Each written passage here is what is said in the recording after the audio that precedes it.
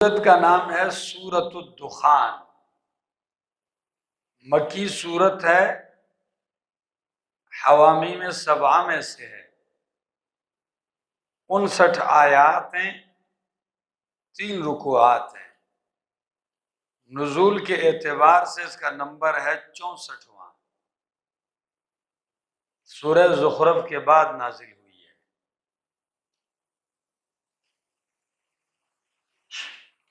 اور ان حوامیم سبعہ کے اندر سب میں مسئلہ توحید کا اثبات ہے، اور مسئلہ توحید کے اوپر وارد ہونے والے شبہات کی کیا ہے؟ تردید ہے۔ تو اس صورت کا دعویٰ بھی یہی ہے کہ ایک شبہ رد کرنا ہے ان کا، اور وہ شبہ مشرکین کا یہ تھا کہ ہم ان اپنے معبودوں کو اس لیے مدد کے لیے پکارتے ہیں شاید کہ یہ ہماری آواز سن لیں اور جواب دے دیں، شاید کہ ہماری بات کیا کر لیں۔ اب جب اتنا رگڑا نکلا تو کس تک پہنچائے؟ شاید تک، کہ شاید یہ ہماری آواز سن لیں۔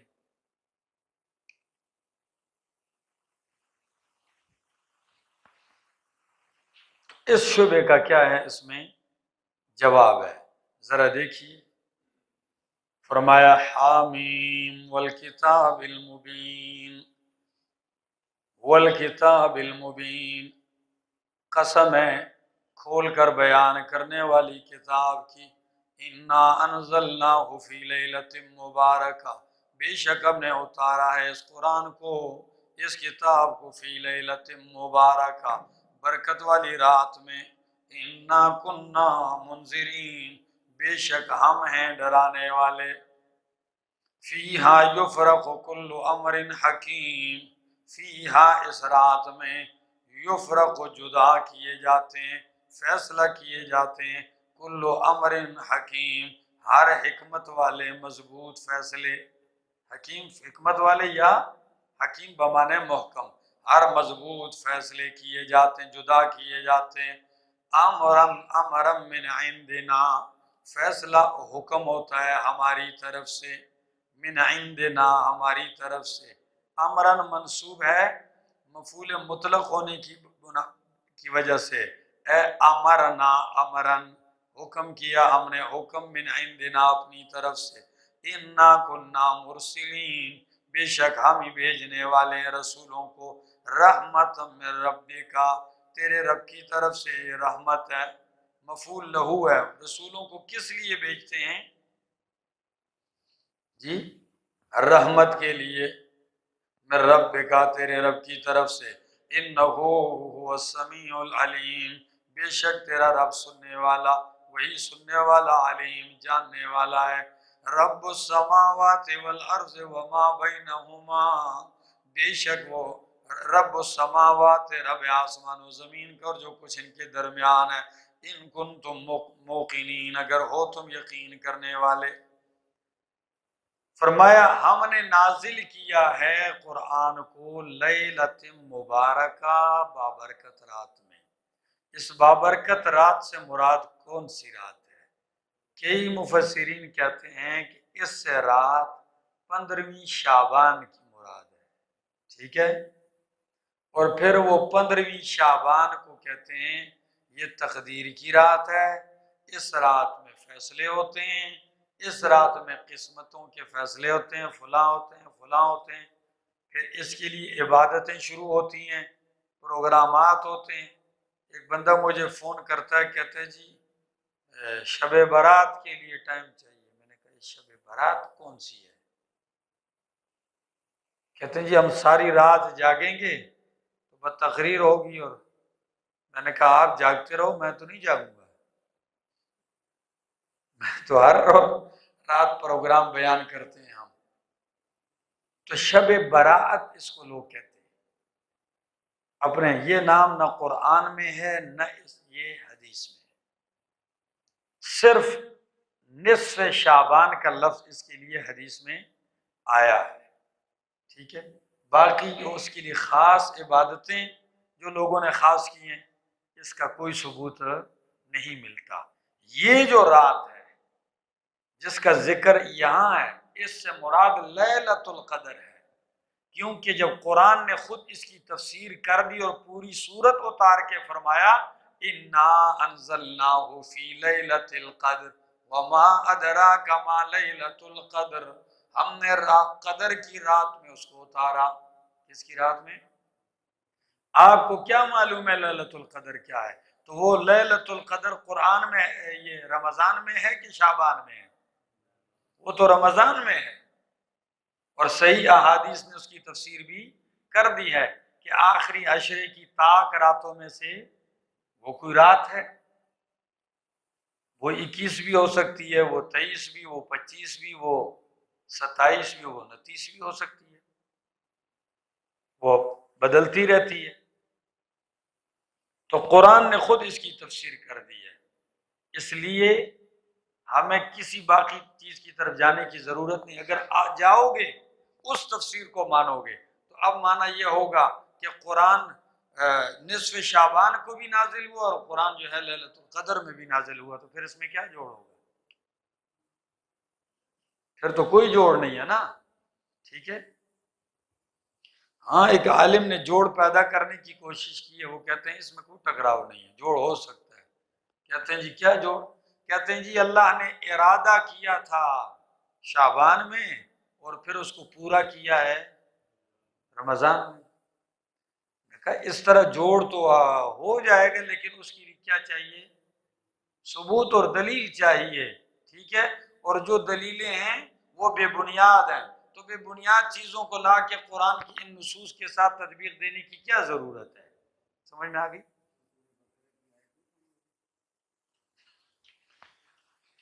اِنَّا أَنزَلْنَاهُ فِي لَيْلَةٍ مُبَارَكَةٍ، بے شک ہم نے اتارا ہے اس کو لیلۃ مبارکہ بابرکت رات میں۔ اِنَّا كُنَّا مُنذِرِينَ، بے شک ہم ڈرانے والے ہیں۔ فیہا، اس رات میں، یفرق کل امر، جدا کیے جاتے ہیں، فیصلہ کیا جاتا ہے ہر محکم کام کا۔ امرا من عندنا، امر ہماری طرف سے۔ اِنَّا كُنَّا مُرسِلِينَ، بے شک ہم ہی رسول بھیجنے والے ہیں۔ رحمتا من ربک، رحمت ہے تیرے رب کی طرف سے۔ انہو هو السمیع العلیم، بے شک وہ سننے والا، علیم جاننے والا ہے۔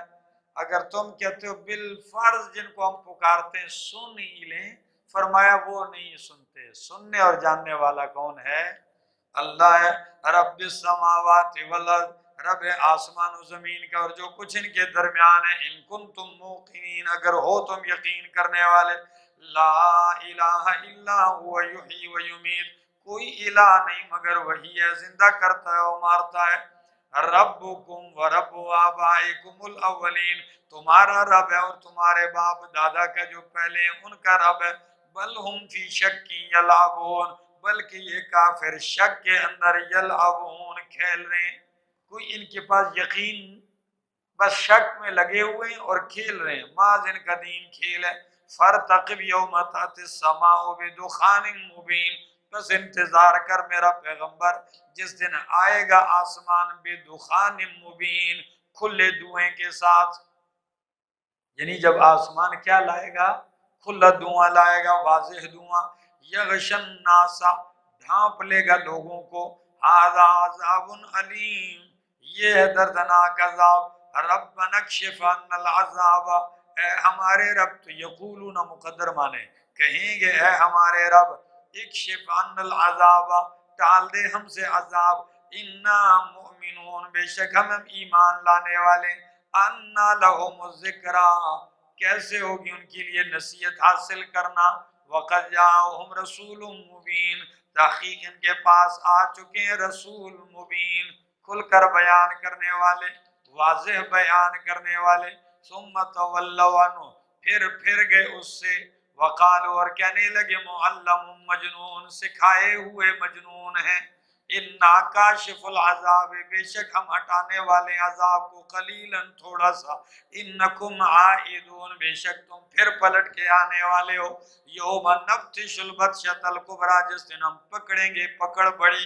انا منتقمون، بے شک ہم انتقام لینے والے ہیں۔ آیات کا مطلب سمجھیے۔ فرمایا میرا پیغمبر آپ بھی انتظار کیجئے، یہ مکے والے بھی کیا کریں؟ انتظار کریں گے۔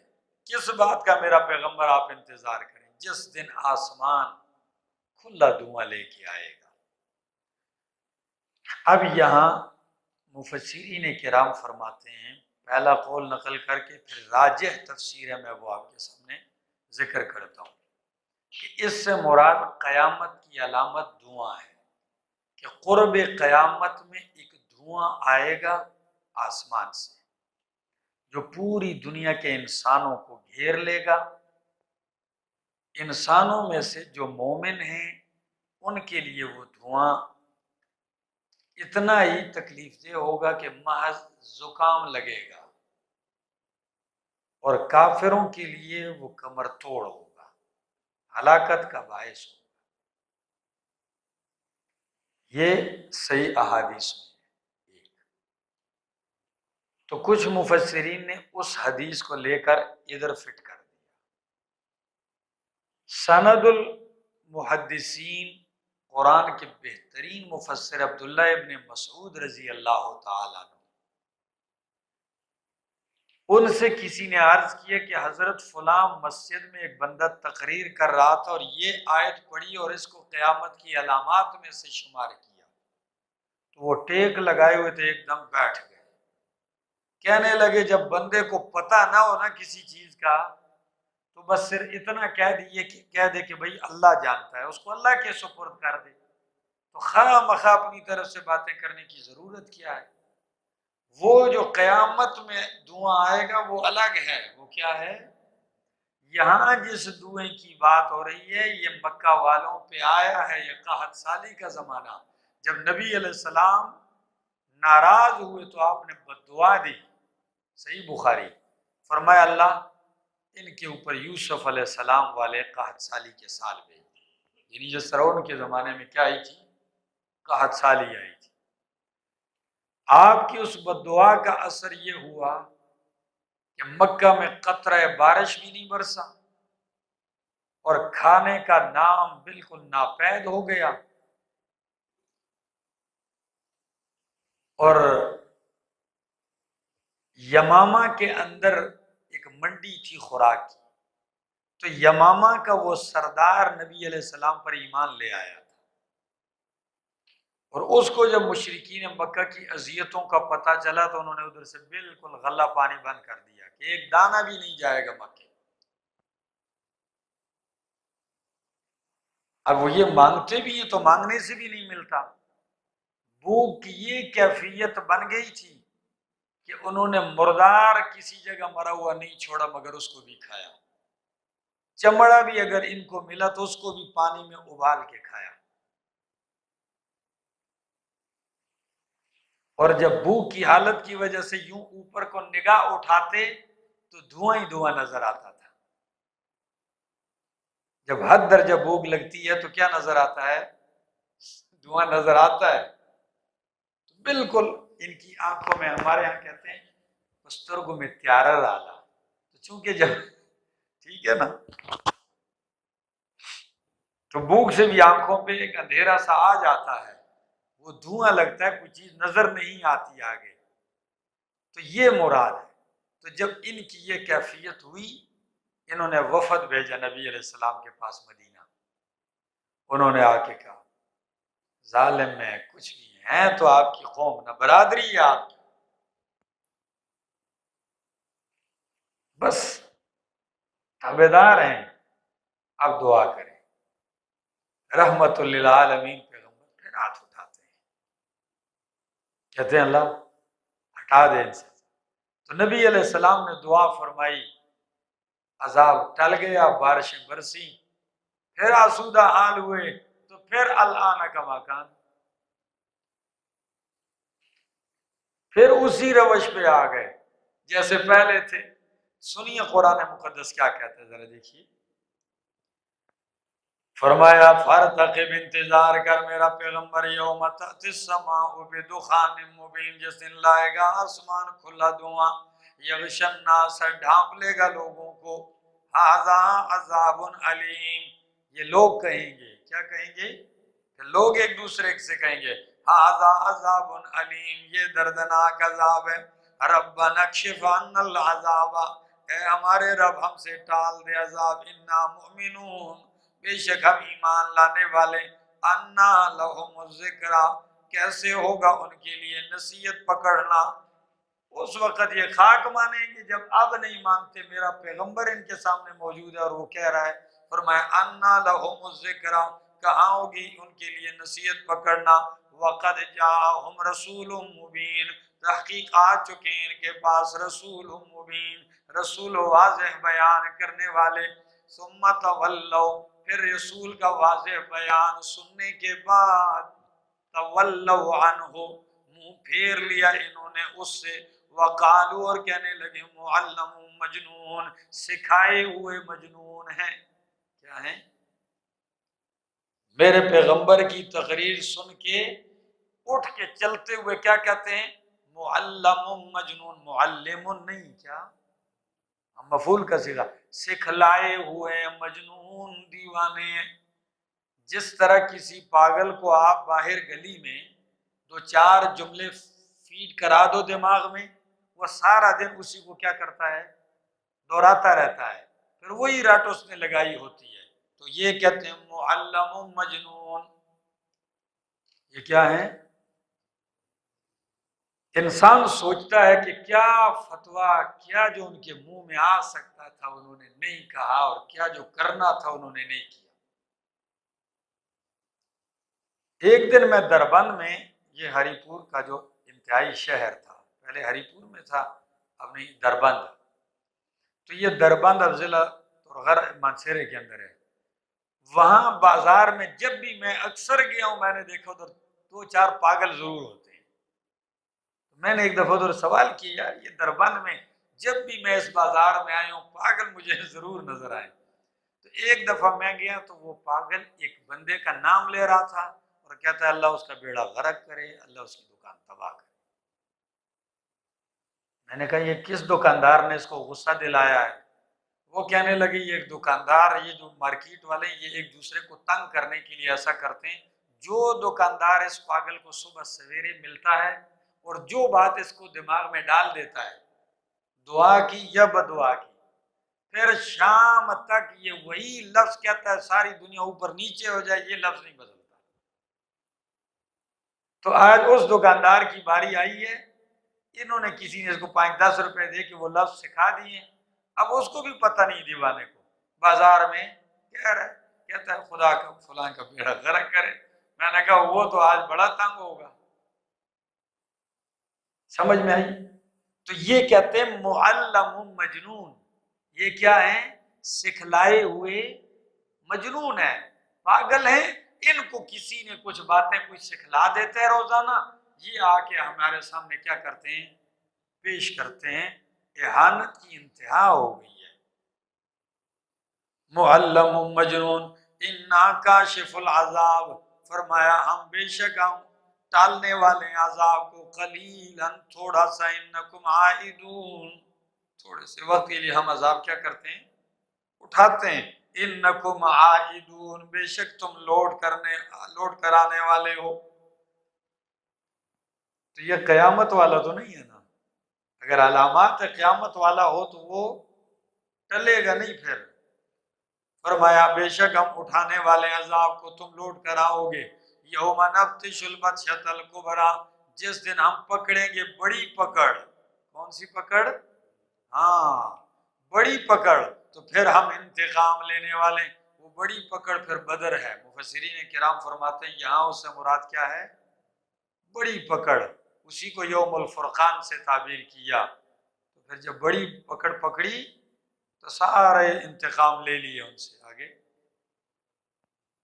وَلَقَدْ فَتَنَّا قَبْلَهُمْ قَوْمَ فِرْعَوْنَ، تحقیق ہم نے آزمایا ان سے پہلے قوم فرعون کو، وَجَاءَهُمْ رَسُولٌ کریم، اور آئے تھے ان کے پاس عزت دار رسول، ان ادو الی عباد اللہ، ان ادو الی عباد اللہ، موسیٰ علیہ السلام آئے تھے، فرمایا یہ کہ حوالے کر دو، ادا کر دو میری طرف، حوالے کر دو میری طرف عباد اللہ، اللہ کے بندوں کو۔ کون سے مراد ہیں؟ یعنی بنی اسرائیل کو میرے حوالے کر دو، انی لکم رسول امین، بے شک میں ہوں تمہارے لیے رسول امانت دار، وَأَلَّا تَعْلُوا عَلَى اللَّهِ، اور سرکشی نہ کرو اللہ کے سامنے، بڑائی تکبر نہ کرو اللہ کے سامنے، انی آتیکم بسلطان مبین، بے شک میں تمہارے پاس لایا ہوں سلطان مبین، کھلی دلیل، واضح دلیل، وَإِنِّي عُذْتُ بِرَبِّي وَرَبِّكُمْ أَن تَرْجُمُونَ، اور میں پناہ پکڑتا ہوں بے ربی و ربکم، اپنے رب کے ساتھ اور تمہارے رب کے ساتھ، ان ترجمون، کہ تم مجھے سنسار کر دو۔ انہوں نے دھمکی دی کہ ہم تجھے کیا کر دیں گے؟ سنسار کر دیں گے۔ تو فرمایا میں اپنے رب کی پناہ پکڑتا ہوں اور تمہارے رب کی پناہ پکڑتا ہوں اس بات سے کہ تم مجھے کیا کرو؟ سنسار کرو۔ وَإِن لَّمْ تُؤْمِنُوا لِي، اگر تم ایمان نہیں لاتے مجھ پر تو فَاعْتَزِلُونِ، دور ہو جاؤ مجھ سے۔ کیا؟ ہاں، الگ ہو جاؤ مجھ سے۔ فَاعْتَزِلُوا النِّسَاءَ دور ہو جاؤ عورتوں سے، اسی وہی لفظ ہے، فَاعْتَزِلُونَ، دور ہو جاؤ مجھ سے، الگ ہو جاؤ مجھ سے۔ فَدَعَا رَبَّهُ، پس پکارا اپنے رب کو، أَنَّ هَٰؤُلَاءِ قَوْمٌ مُجْرِمُونَ، کہ بے شک یہ قوم مجرمون، مجرم ہے، سارے جرائم پیشہ ہیں۔ فَأَسْرِ بِعِبَادِي لَيْلًا، پس لے چل رات کو میرے بندوں کو، فَأَسْرِ بِعِبَادِي، لے چل میرے بندوں کو، لیلا، رات کو، انکم متبعون، بے شک تمہارا پیچھا کیا جائے گا، تم پیچھا کیے جاؤ گے۔ آگے وَاتْرُكِ الْبَحْرَ رَهْوًا، لیکن کتنا بہترین طریقہ ہے سمجھانے کا، فرمایا رات کو لے چلو، پھر ساتھ یہ بھی کہا ہاں یاد رہے، انکم متبعون، تم پیچھا کیے جانے والوں، پیچھا کیا جائے گا۔ وَاتْرُكِ الْبَحْرَ رَهْوًا، چھوڑ دے دریا کو تھما ہوا، جب آپ لاٹھی ماریں گے 12 راستے بن جائیں گے، جب آپ پار ہوگے تو پھر لاٹھی مار کے ان کو جاری کرنے کا نہ مطالبہ کرنا، بلکہ تھما ہوا چھوڑ دینا دریا کو۔ کیوں؟ انہم جند مغرقون، بے شک یہ فرعونی لشکر ہیں، یہ لشکر ہیں مغرقون، غرق کیے جانے والے۔ ہاں کیوں؟ جب آپ دریا کو اسی حال پہ چھوڑ کے چلے جائیں گے تو یہ بھی گھس پڑیں گے، جب یہ گھس پڑیں گے تو سارے غرق کیے جائیں گے۔ تو جب غرق ہو گئے تو پھر فرمایا کم ترکو من جنات و عیون، کتنے چھوڑ گئے وہ، من جنات و عیون، باغات اور چشمے، کتنے باغات ایسے ہی پڑے ہوئے ہیں، چشمے بہہ رہے ہیں، وزروعین، اور کتنی کھیتیاں، و مقام کریم، عمدہ ٹھکانے، مقامات، مکان، ٹھیک ہے نا، بنگلے، عمدہ عمدہ کوٹھیاں اور بنگلے، ونعمتین، اور کتنی نعمتیں، کانو فیہا فقیہین، جن میں یہ تھے آسودہ حال، کیا تھے؟ جس میں مست تھے، وہ ساری نعمتیں چھوڑ گئے۔ کذالک، اسی طرح، یعنی ایسے ہی ہوا ہے جیسے تیرے رب نے کہا، وَأَوْرَثْنَاهَا قَوْمًا آخَرِينَ، اور ہم نے وارث بنایا اس زمین کا یا ان باغوں، چشموں، کوٹھیوں اور محلات کا، قومًا آخرین، دوسری قوم کو، بنی اسرائیلیوں کو وہاں کا وارث بنا دیا۔ فَمَا بَكَتْ عَلَيْهِمُ السَّمَاءُ وَالْأَرْضُ وَمَا كَانُوا مُنظَرِينَ، پس نہیں رویا ان کے اوپر آسمان اور نہ زمین، وَمَا كَانُوا مُنظَرِينَ، اور نہ ہی تھے وہ مہلت دیے ہوئے۔ جب تباہ کیے گئے، نہ ان پہ آسمان رویا، نہ ان پہ زمین روئی، اور نہ ہی وہ مہلت دیے گئے۔ آیت کی مختلف توجیہات ہیں۔ ایک توجیہ یہ ہے کہ نہیں آسمان والے روئے، نہ ہی زمین والے ان پہ روئے۔ پرہیزگار آدمی پہ آسمان و زمین والے کیا کرتے ہیں؟ غمگین ہوتے ہیں۔ تو ان پہ نہ آسمانوں والے روئے نہ زمین والے۔ یا دوسرا معنی کہ مراد آسمان سے آسمان ہی ہے، کیا؟ اور اس کے دروازے مراد ہیں، آسمان کے دروازے، کہ جن دروازوں سے ان کی نیکیاں اوپر جایا کرتی تھیں، اعمال، وہ دروازے بند ہو گئے، ٹھیک ہے نا، جن راستوں سے اوپر ان کے اعمال جاتے، جب نیک آدمی مرتا ہے تو وہ روتے ہیں کہ اعمال کا داخلہ بند ہو گیا، لیکن ان کے نیک اعمال تھے کہاں تھے؟ یہ تو سارے مشرک تھے۔ تو فرمایا نہ آسمان رویا نہ زمین روئی، نیک بندہ جدھر بیٹھ کے دین کی خدمت کرتا ہے، عبادت کرتا ہے، تو جب وہ فوت ہوتا ہے تو وہ جگہ بھی روتی ہے، وہ جگہ بھی، ہاں،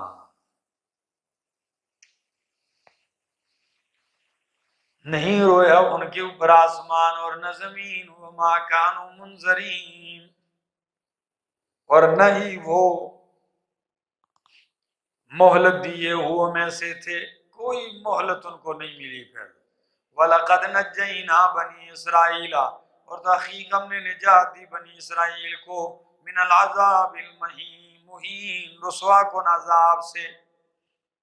فرعونی غرق ہوئے تو بنی اسرائیلیوں کو رسوا کن عذاب سے نجات ملی، اور وہ رسوا کن عذاب کیا تھا؟ من فرعون، یہ بدل ہے، المہین مبدل من ہوئے، یعنی وہ مہین عذاب کیا تھا؟ یعنی فرعون سے بچایا ان کو، اور فرعون ہی ان کے لیے عذاب تھا کہ وہ ان کے لڑکوں کو ذبح کرتا، بیٹیوں کو زندہ درگور کرتا، اور جو زندہ ہوتے بھی تھے ان میں سے جو بڑے عمر والے، ان کو کیا کرتا؟ غلام بناتا۔ انہو کان عالیا من المسرفین، بے شک تھا وہ فرعون عالیا مغرور، عالیا مغرور بڑائی کرنے والا، من المسرفین حد سے نکلنے والا۔ وَلَقَدْ اخْتَرْنَاهُمْ عَلَىٰ عِلْمٍ عَلَى الْعَالَمِينَ، ان کو تو غرق کر دیا نا، تو آگے بنی اسرائیلیوں کا ذکر کیا، وَلَقَدْ اخْتَرْنَاهُمْ عَلَىٰ عِلْمٍ عَلَى الْعَالَمِينَ، البتہ تحقیق ہم نے منتخب کیا ان کو، عَلَىٰ عِلْمٍ علم کے ساتھ، عَلَى الْعَالَمِينَ جہان والوں پر۔ ہم نے بنی اسرائیلیوں کو علم کے ساتھ منتخب کیا، یعنی تورات کا علم دیا، موسیٰ علیہ السلام کی احادیث، سنتوں اور فرامین کا، یہ ساری تعلیمات ان کو ملی ہیں، علی العالمین جہان والوں پر۔ وآتیناہم البینات، وآتیناہم من الآیات، دی ہم نے ان کے لیے ان کو نشانیاں، ما فیہ بلاء مبین، جس میں آزمائش تھی کھلی واضح۔ ان ہؤلاء لیقولون، بے شک یہ لوگ کہتے ہیں، یہ مکے کے مشرک، چونکہ وہ واقعہ مکمل کرنے کے بعد خطاب کا رخ ان کی طرف موڑا۔ ان ہؤلاء لیقولون، بے شک یہ لوگ کہتے ہیں، ان ہی الا موتتنا الاولی وما نحن بمنشرین، نہیں ہے ہماری مگر یہی موت ہے پہلی، وما نحن بمنشرین، اور نہیں ہے ہم اٹھائے جانے والے۔ کیا؟ ہاں، نہیں ہے ہم اٹھائے جانے والے۔ اس کی وضاحت یہی سورہ جاسیہ آگے آ رہی ہے، اس کے بعد اس کی آیت نمبر 24 میں ہے، ذرا ادھر آیت نکالو، یہی بعد والی آیت جو ہے۔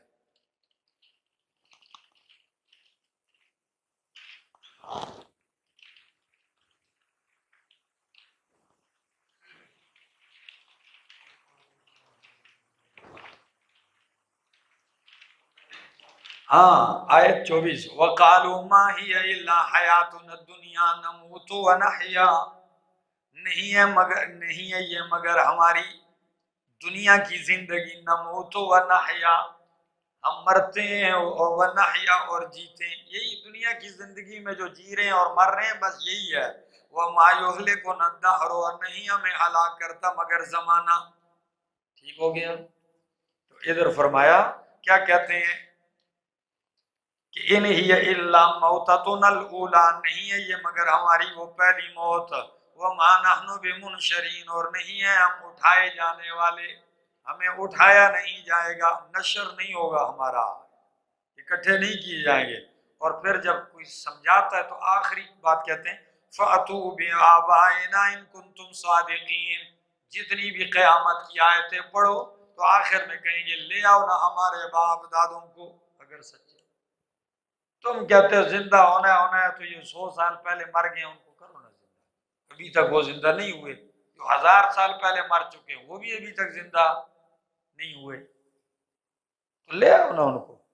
فرمایا اہم خیرون ام قوم تبعین، کیا یہ لوگ بہتر ہیں یا قوم تبعین، تبع کی قوم؟ کس کی قوم؟ تبع کی قوم۔ یہ تبع کون ہے؟ یمن کا بادشاہ، یمن اور اس کے اطراف کے جتنے ممالک اس وقت تھے، ان کا جو بادشاہ ہوتا تھا اس کا نام تبع ہوتا تھا، اور ہر بادشاہ کو وہ تبع ہی کہتے تھے۔ جس طرح مصر کے ہر بادشاہ کو کیا کہتے تھے؟ فرعون۔ روم کے ہر بادشاہ کو قیصر، اور ایران کے ہر بادشاہ کو، فارس کے ہر بادشاہ کو کسریٰ کہتے تھے۔ تو یہاں جس تبع کا ذکر ہے یہ کون سا تبع ہے؟ ایک تبع اول ہے، ایک تبع اوسط ہے، ایک تبع آخر ہے۔ ادھر جو ذکر ہے یہ تبع اوسط کا ہے۔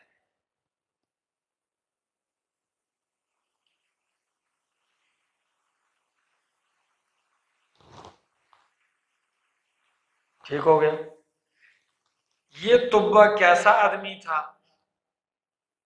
کچھ مفسرین نے لکھا ہے کہ یہ اچھا آدمی تھا، مومن تھا، اور اس کی قوم، اس نے بڑے ان کی خدمت کی ہے، بادشاہ تھا، دیکھ بھال کرتا، لیکن قوم نے اس کی بات مانی نہیں۔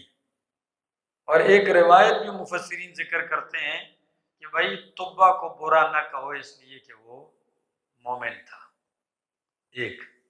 ایک روایت مستدرک حاکم کی ذکر کی جاتی ہے کہ یہاں تبع کی قوم کی ہلاکت کا ذکر ہے، تبع کی ہلاکت کا ذکر نہیں ہے، اس کی مذمت نہیں ہے۔ تو ہو سکتا ہے کہ تبع کیا ہو؟ بہتر آدمی ہو، ٹھیک ہے۔ لیکن اس کے خلاف ایک ایسی بھی روایت ملتی ہے جس میں کسی صحابی سے پوچھا گیا کہ تبع کے بارے میں آپ کیا کہتے ہیں، تو وہ کہنے لگے مجھے نہیں پتہ کہ تبع قابل لعنت ہے یا نہیں ہے، قرآن نے ذکر نہیں کیا تو میں نہیں جانتا ہوں۔ تو فرمایا یہ بہتر ہے یا تبع کی قوم بہتر ہے؟ اور پتہ ہی تاریخ میں یہ بھی لکھا ہے کہ تبع کا یہ جو بادشاہ تھا یہ پہلا وہ شخص ہے جس نے کعبہ پر غلاف چڑھایا تھا۔ غلاف کعبہ سب سے پہلے کس نے چڑھایا ہے؟ تبع بادشاہ نے۔ اور اس کے بعد یہ سلسلہ چلتا آ رہا ہے، پھر نبی علیہ السلام کے دور میں بھی غلاف چلتا رہا ہے، آج تک کعبے کے اوپر کیا ہو رہا ہے؟ غلاف چڑھا ہوا ہے۔ آگے جی، والذین، اور وہ لوگ جو ان سے پہلے گزری، اہلکناہم، ہم نے انہیں ہلاک کیا، انہم کانوا مجرمین، بے شک تھے وہ مجرم، وما خلقنا السماوات والارض وما بینہما لاعبین، نہیں پیدا کیا ہم نے آسمان و زمین کو جو کچھ ان کے درمیان ہے، لاعبین، کھیلتے ہوئے۔ کیا؟ یعنی اللہ فرماتے ہیں میں نے جو آسمان و زمین جو کچھ ان کے درمیان ہے، یہ میں کوئی کھیل رہا تھا کہ بنا دیا؟ یہ کوئی کھیل کے لیے میں نے نہیں بنایا، ایک معنی یہ۔ دوسرا معنی، نہیں بنایا ہم نے آسمان و زمین کے درمیان لاعبین، عبث، کیا؟ یہ ہم نے بیکار عبث نہیں بنایا۔ وما خلقناہما الا بالحق، نہیں پیدا کیا ہم نے ان کو مگر کس کے لیے؟ بالحق، حق کے اظہار کے لیے، ولکن اکثرہم لا یعلمون، لیکن اکثر لوگ نہیں جانتے۔ ان یوم الفصل، بے شک فیصلے کا دن، ان یوم الفصل، بے شک فیصلہ، فیصلے کا دن، میقاتہم، ان کا وعدہ ہے، ان کے وعدے کا دن وہی یوم الفصل ہے، ان کے فیصلے کا دن کیا ہے؟ یا وعدے کا دن، میقات مقرر شدہ دن، ٹھیک ہے، تو ان کے وعدے کا دن یوم الفصل ہے۔ آگے، اجمعین، سب کے سب، یوم لا یغنی مولا عن مولا شیئا، جس دن نہیں کام آئے گا مولا عن مولا، کوئی دوست کے، مولا کا معنی کیا ہوتا ہے؟ ہاں، تو من کنت مولا ہو فعلی مولا ہو، جس دن دوست کے کام نہیں آئے گا، تو مولا کا معنی کیا ہے؟ دوست۔ تو جس طرح وہ حدیث ہے کہ من کنت مولا ہو فعلی مولا ہو، کہ جس کا میں دوست ہوں محبوب ہوں اس کا علی دوست اور محبوب ہے۔ ٹھیک ہے جی، لیکن اس حدیث کا مطلب لوگوں نے کیا سمجھ لیا؟ کئیوں نے سمجھ لیا کہ جس کا میں کارساز ہوں اس کا علی کارساز ہے، کئیوں نے الہ کے معنی میں، اور کئیوں نے یہ معنی کر لیا کہ من کنت مولا ہو، میں جس کا بادشاہ ہوں، ٹھیک ہے، تو علی اس کا بادشاہ ہے۔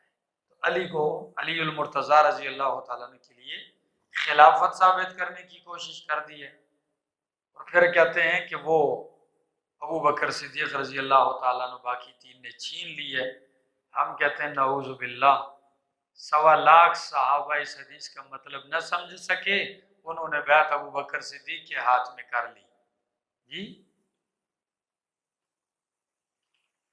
حدیث کا یہ مطلب تھا کہ جس کا میں محبوب دوست ہوں اس کا علی بھی، جو مجھ سے محبت کرتا ہے تو ان سے بھی محبت کرے۔ ٹھیک ہو گیا؟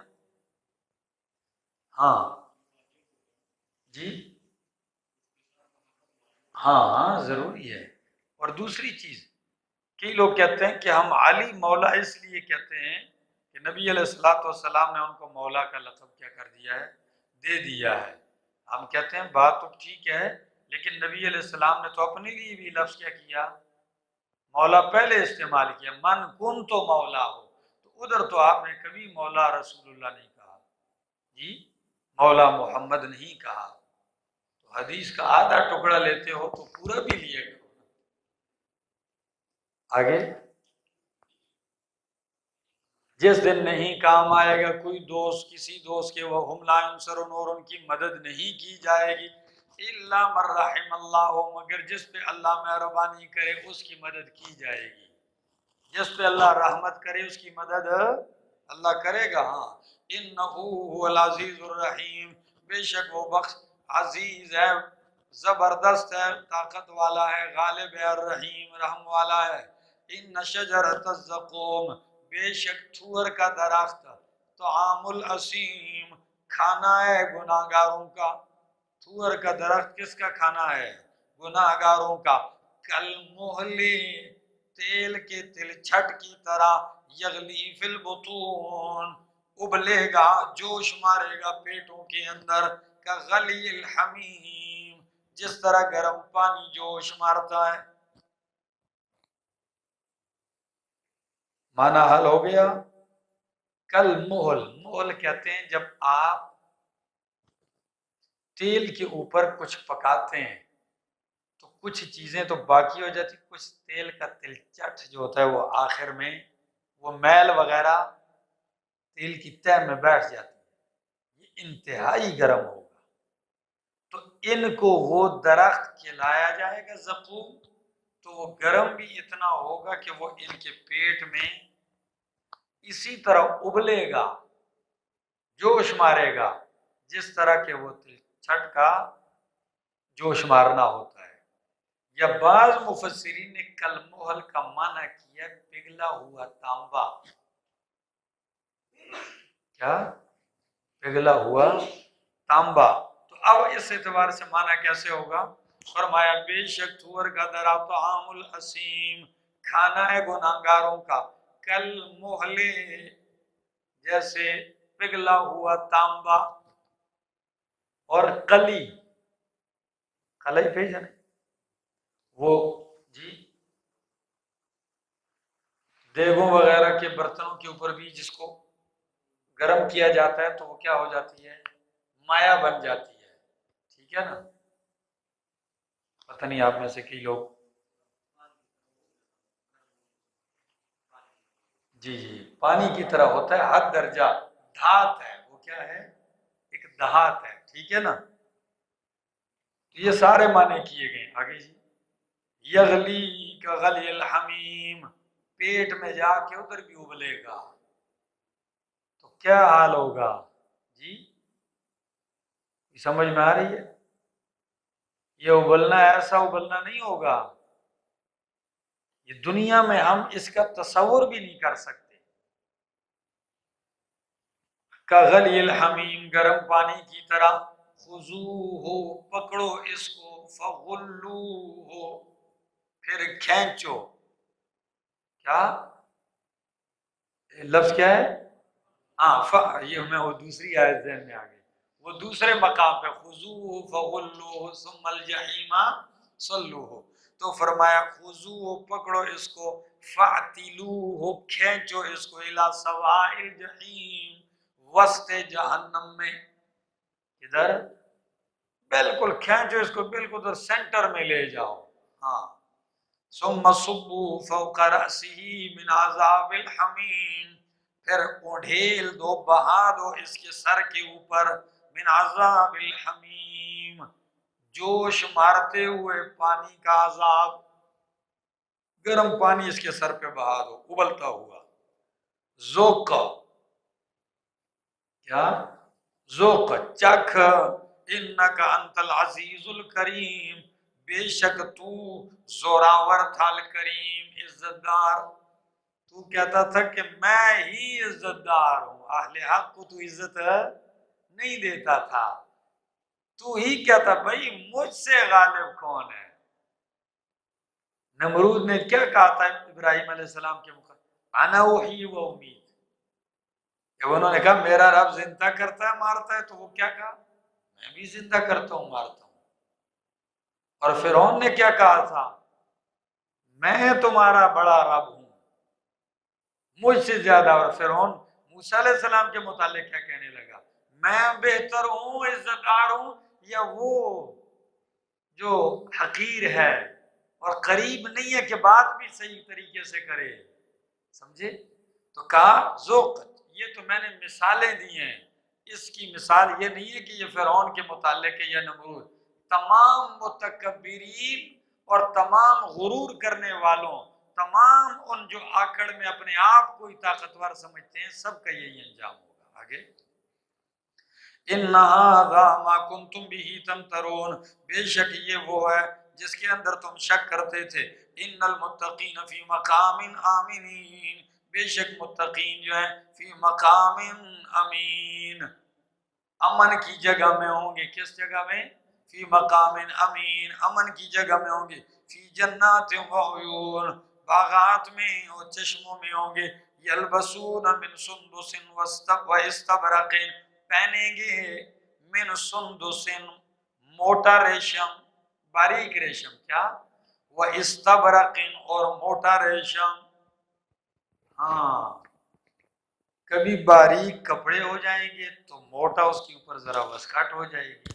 وسکوٹ ہے ریشم، باریک ریشم کا جوڑا، اوپر تھوڑا سا موٹے موٹائی میں ریشم، وہ اوپر پہن لیں. یا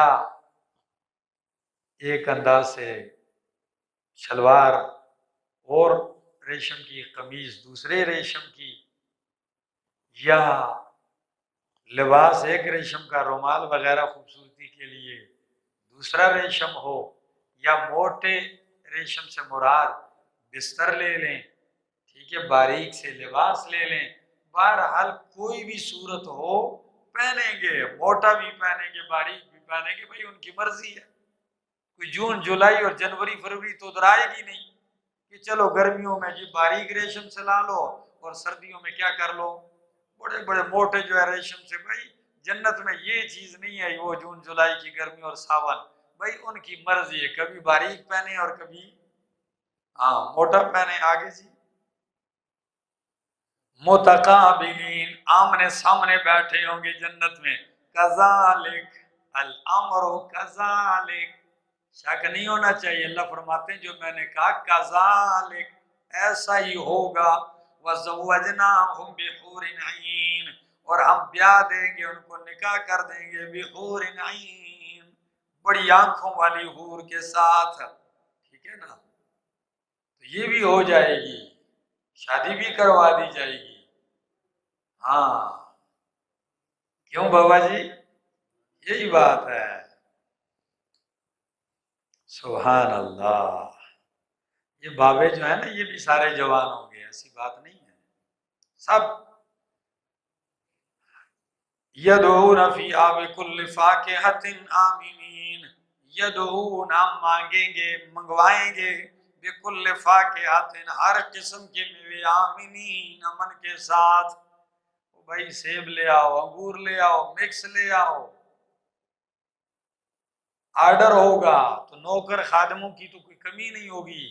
تخت پہ حضرت صاحب بیٹھے ہوں گے مجلس لگی ہوگی اور سارے آمنے سامنے ایسے بیٹھے ہوں گے اور کوئی ٹینشن بھی نہیں کہ دیر ہوگی چلو جی ہیں یہ بھی نہیں اٹھو جی اذان ہوگی نمازاں کا ٹائم ہے. نہیں بھائی نمازوں کی بھی چھٹی ہے ٹھیک ہے نا. یہ بھی نہیں ہے سحری ہوگی یہ کھاؤ روزہ ہے پھر دن کو روزہ رکھنے کوئی نہیں. اللہ فرمائیں گے وہ باقی تکلیفیں دنیا والی ساری کیا ہیں لگے رہو گھنٹوں گپ لگاؤ مہینوں لگاؤ ہفتوں لگاؤ جی نہ تھکنا ہے نہ اگتانا ہے. یہ بھی لکھا ہے مفسرین نے کہ جنت میں بھوک نہیں لگے گی.